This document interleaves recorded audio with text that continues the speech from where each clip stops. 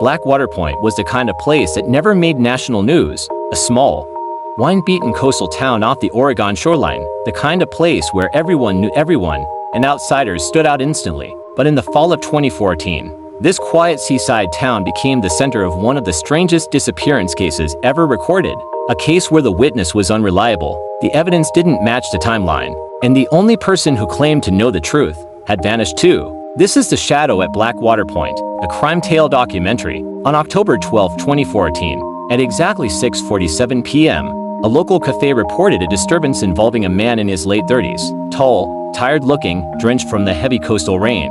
His name was Evan Pierce, a freelance photographer who had been staying in town for just 2 days. Witnesses said he kept mumbling the same sentence, "Greater than she's gone, she's gone. I couldn't stop it." Police assumed it was another traveler having a breakdown, but then Evan said something that made them listen. "Greater than check cabin 3 at Blackwater Motel. She's still in there." Blackwater Motel was an old, half-abandoned property at the edge of the cliffs, mostly used by fishermen, truckers, and sometimes people who didn't want to be found. When police rushed to cabin 3, Evan was right about one thing: someone had been there. But the room was empty, the bed unmade, a broken lamp on the floor, the heater still running, and a small pool of water near the bathroom door, as if someone had stepped out of the shower and never dried off. The missing person was Hannah Moore, a 25-year-old marine biology student who'd arrived that same morning to photograph tide pools along the cliffs.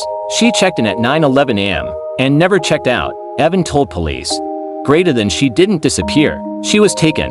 But what took her? That was the question that would haunt investigators for the next 8 years. Blackwater Motel didn't have much in terms of security, just a single rusted camera pointed at the parking lot. When investigators pulled the footage, it revealed something eerie. At 9:14 a.m., Hannah is seen parking her car and walking to cabin 3 with a backpack slung over her shoulder. Normal, calm, nothing out of place. But at 9:17 a.m., just 3 minutes later, a figure appears behind her, partially hidden, walking several steps back. A tall silhouette, long coat, head down, face obscured by the motel sign's shadow. The footage freezes as the person enters the camera's blind spot. The shadow never reappears on camera, and neither does Hannah. Evan Pierce became the prime witness, whether he wanted to be or not. He told investigators that he had been photographing the cliffs when he saw Hannah slip and fall near the rocks. He rushed to help her, and she laughed it off, telling him she was fine. It was brief, friendly, normal. Evan said she thanked him and walked toward the motel. That was the last time he saw her alive, or so he claimed. But investigators noticed something odd. His story changed every time he told it. In his first statement, Evans said he saw Hannah around 10 a.m. In another, he claimed it was much earlier, closer to dawn.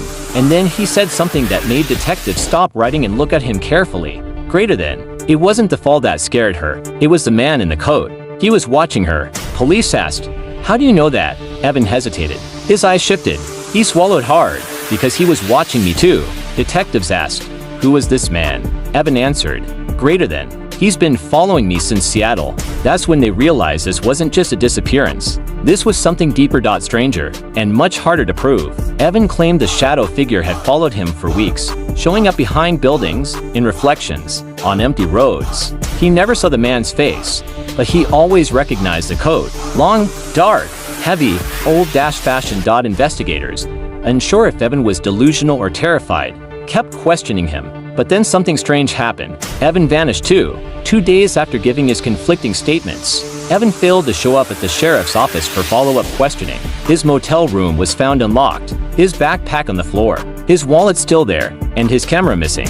What wasn't missing was the journal he left behind. Inside, investigators found messy handwriting, half-completed sketches, and a recurring phrase, "Greater than he stands where the light ends." Detectives now had the disappearances, both connected to Blackwater Motel. The press jumped on the story. Locals whispered about the motel being cursed. Tourists avoided the cliffs entirely, but the case went cold for 8 years, until a strange discovery in 2020 brought it back. In June 2022, a teenager exploring the tide pools discovered something wedged between the rocks, corroded from salt water, covered in barnacles, but still recognizable: a Nikon DSLR camera. Serial number matched. It belonged to Evan Pierce. When investigators extracted the SD card, they found 241 photos. Most were normal landscape shots, but the last 8 images were different. They appeared taken in heavy rain at night, near the cliffs. Photo 234. A blurry shot of the motel from afar. Photo 235. The window of cabin 3. Lights flickering. Photo 236. A tall person standing on the cliff edge, coat blowing in the wind. Photo 237. Same person, closer now, facing the camera. Photo 238. A close-up of the coat. No face visible. Photo 239. A hand reaching toward the camera lens. Photo 240. Complete darkness. Photo 241.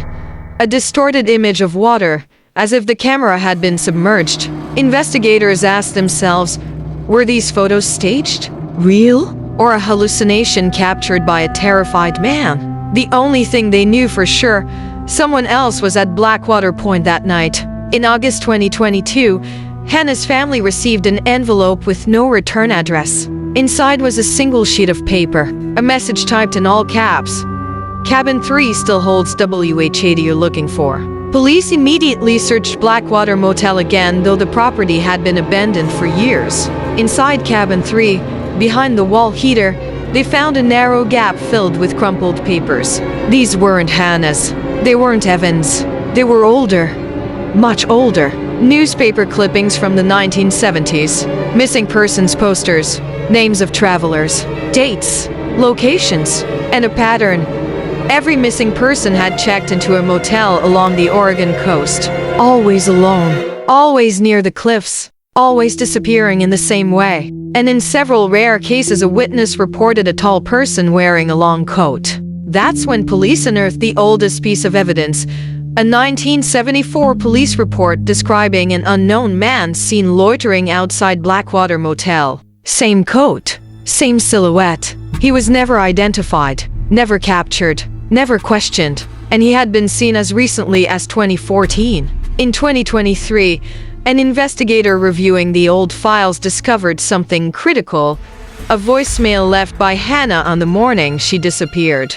It was never heard before. Never opened. Buried inside the phone's corrupted memory. Technicians restored it. The message was 11 seconds long. In the recording, Hannah sounds frightened, whispering urgently, "Mom, there's a man outside my room. He keeps knocking. I don't think he belongs here. Please call me," she gasps.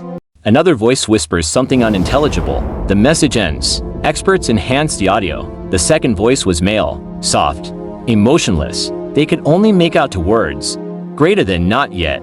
6 months later, hikers near the cliffs discovered a partially collapsed section of rock, revealing a hidden cave system underneath. Inside, investigators found an old lantern, several rusted motel canes, a camera tripod, scraps of clothing, and deep inside the cave, a narrow tunnel leading upward. At the end of the tunnel was a viewing point, a perfect vantage spot over Blackwater Motel's parking lot. Someone had been watching guests for decades. Someone who knew the cliffs well. Someone who used the tide and darkness to move unseen. Someone who waited for people traveling alone. Inside the tunnel, carved into the wall, was a sentence. "The sea takes what it owed." No bodies were ever found. Not Hannah's. Not Evan's. But investigators now believe neither had left Blackwater Point alive. As for the identity of the man in the coat, there were theories, rumors, suspects, but no proof. Only a shadow, recorded on a camera, seen by the people who vanished mysteriously. Blackwater Point remains one of the most unsettling mysteries on the Oregon coast. A beautiful place with dark secrets. A motel with a history nobody wants to remember.